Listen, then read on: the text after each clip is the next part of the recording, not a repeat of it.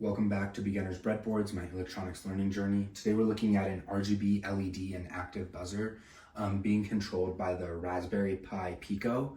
So this is my first video with the Raspberry Pi Pico. It's another microcontroller board, just like the Arduino, but there's a couple key differences between the boards. So the Raspberry Pi Pico, again, just like the Arduino, has several different GPIO pins for inputs and outputs. So you can control different things similarly to the Arduino. But the main differences between them are that the Raspberry Pi Pico works at 3.3 volts, whereas the Arduino is at 5 volts.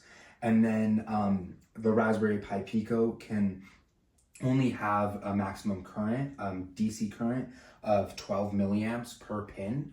And the absolute max for its current is 15 milliamps, whereas the Arduino has 20 milliamps per pin, and then each pin can also have an absolute max of 40 milliamps.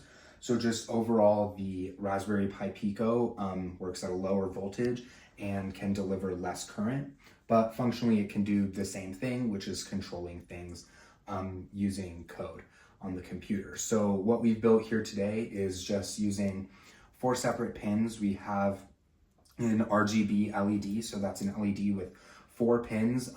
There's 3 anodes for green, blue, and red, and then 1 cathode that connects to ground. And then we also put an active buzzer on this, so we can change around the colors on this LED based off of the pins and our code, and then as well use the active buzzer.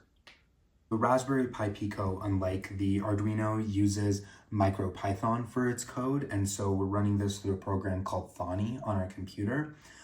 So it just varies a little bit. There's a couple different libraries you have to import here, but then generally works the same way. The first thing we do is declare these pins as outputs for our different LEDs and our buzzers, and then we set everything to 0 to start with. This while true pretty much is just the loop, again, similar to the way the Arduino code works.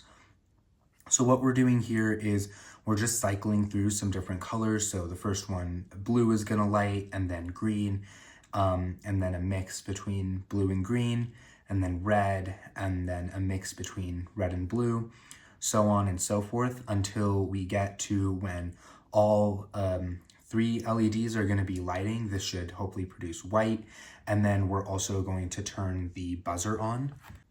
So this is the Raspberry Pi Pico board and our circuit built. I'll connect the active buzzer later as it makes noise and can get quite annoying. But this works through micro USB connected to the board, and then just a USB cable connected through your computer.